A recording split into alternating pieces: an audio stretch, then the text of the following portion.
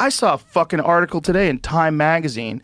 Wait a minute, this Time Magazine is still Magazine is still out there. Wow. See if you can find this cover, this article. It was are super processed foods really bad for you? Oh fuck! Seriously, this is the question.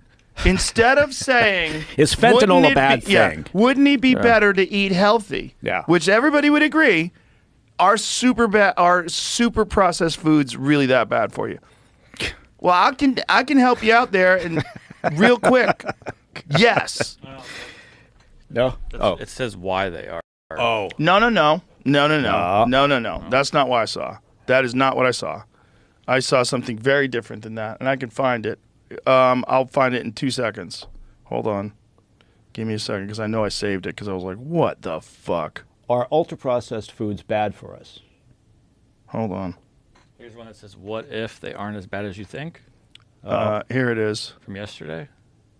Aren't as bad as you think. Oh, yeah. What if ultra-processed food aren't as bad as you think? That's it. Well, they're not.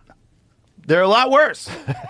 They're fucking terrible for you. What kind of bullshit argument is this? This is real. They are really bad for you. Jessica is passionate about the pupusas from Costco. Oh, God, Jessica. How about have a banana?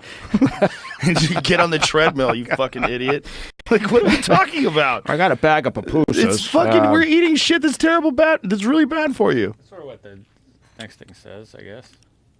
Okay.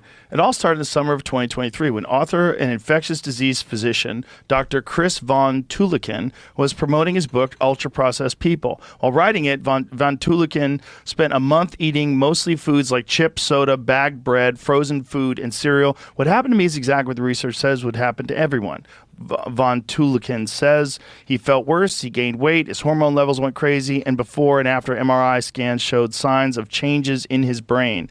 As Von Tuliken saw it, the experiment highlighted the terrible emergency of society's love affair with ultra-processed foods. Okay, but you have to, this next part is really is also really Wilson, who specializes in working with clients from marginalized groups. Oh, marginalized groups was irked. She felt that Von Tuliken's experiment was over-sensationalized, and that news coverage of it shamed people who regularly eat processed foods. Shamed them. That's what you got. That kind of fucking language drives me goddamn crazy. In other words, the vast majority of Americans, particularly the millions who are food insecure or have limited access to fresh food. They also tend to be lower income and people of color. Yeah, they fucking covered the whole spectrum. Wilson felt the buzz ignored this food apartheid. Food apartheid. Oh, God. Fucking crazy. As well as the massive diversity of foods that can be considered ultra-processed, a category that includes everything from vegan meat replacements, which, by the way, are really fucking bad for you, and non-dairy milks, which, by the way, are really fucking bad for you, to potato chips and candy, which, by the way, are really fucking bad for you. How can this entire category of foods be something we're supposed to avoid? Because it's not fucking food. It's not nutritious food. And if you eat non-nutritious food, you get fucking sick. Imagine, like, linking that to racism and inequality. It also said she got 80% of her calories from processed food. Yeah, I like to see what that lady looks like naked. Oh yeah. It's an experiment where she did that. Oh, she did it was an experiment. Oh, okay. Yeah, just an experiment for 40 years. I'm still running with data. I'm experimenting with cheeseburgers today.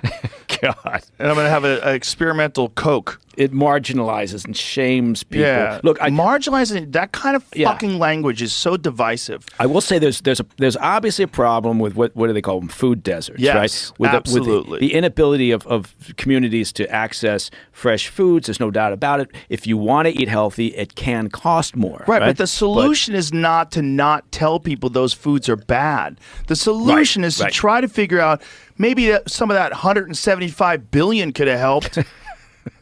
You know how many free meals they could have given people? Free healthy meals with $175 billion? If you really cared. Yeah. The problem with it is the real problem. Those foods are delicious. Oh, they are delicious. Cool Ranch Doritos and a nice cold Coca-Cola on ice. McDonald's sausage McGriddle. Oh, my goodness. Now you're talking my language. Yeah. Those fucking McGriddles are delicious. Oh my God! It's a dessert with sausage in it. I'm going to tell you a quick story. I won't bore you with this one. Well, I will probably bore you with this one. I was in the airport in DFW, Dallas Fort Worth Airport, I was transiting through the airport with my wife, and thank God she was there.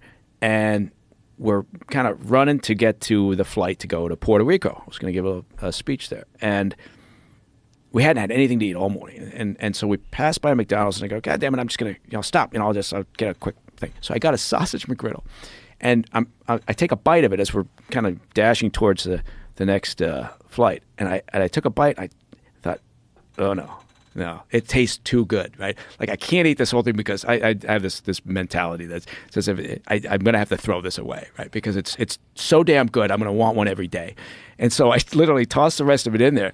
That was the last thing I'd eaten. I got on the plane, had the Widowmaker, massive heart attack, went out, right? They had to get the plane off the tarmac. Oh, that was when that happened? That was when that happened. The last thing I'd eaten was a bite of that fucking McGriddle. Maybe if you ate the whole thing, you would have survived. If I ate the whole thing, I probably would have been okay. You wouldn't have had a heart attack. I couldn't believe it.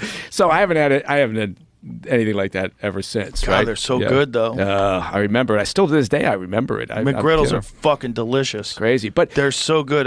If I'm just gonna have a cheat meal of a breakfast food, I'm going McGriddle all the way. They nailed it. I know it's bad for you. I'm not saying you should eat it, but goddamn, it's good. Yeah. They knocked that one right out of the fucking park. There's something about the cheese with the sausage and the syrup in the the muffin thing. In the muffin thing. God damn it! I know. It's a beautiful invention. Someone online took the McGriddles and went to Chick-fil-A and got a chicken breast and put it in the middle. They made like almost chicken and waffle sandwich. Oh my God, that must be incredible. It sounds really good. What a great idea. I'm going to make a note of that. What a great idea. Yeah. Chick-fil-A is so good that even gays buy it. They know that the Chick-fil-A people don't like the gays, and they're like, I don't give a fuck. Give me that Chick-fil-A. I would like to know how many of the gays avoid Chick-fil-A. I bet it's like a very small percentage. They're like, fuck these people. They make a hell of a chicken sandwich. God damn it. I should be more upset than I am. Good. But it's too good. Where are we going to go? Let's go. They're so good, they close on Sundays and no one gives a fuck. Yeah. No, they do. They're like, we don't even want that Sunday money, which would be billions of dollars. I know. They pass on billions of dollars of profit. 1/7 of a potential revenue stream for the week. And they just throw it to the curb. One of the most successful fast food chains in the country. Yeah. And they're like, nope, we like Jesus more than we like money. And the gays are saying, and we're not really into the gays. We like Chick-fil-A more than we care about. I went into a Chick-fil-A the other day, and the fella that was serving me, I have a feeling that fella might have been a part of the alphabet posse. Really? Yep, and he's working at the Chick-fil-A, so maybe he doesn't care. No, or he's an asset, right? They put him in there. He's an intelligence asset. They show, or maybe that could be, or maybe he's like Uncle Tom, that kind of a deal. Can you have? Is that? They probably don't use that term. It'd be Uncle Bruce. Uncle. Yeah. Remember Bruce used to be a name for gay guys? It's not really anymore. It's not. It wasn't in Australia because everybody's a Bruce or a Sheila. So you couldn't do that. But you know what else? Well, never mind. I was about to start Where are you gonna talking go? about. I was going to talk about words you can't say.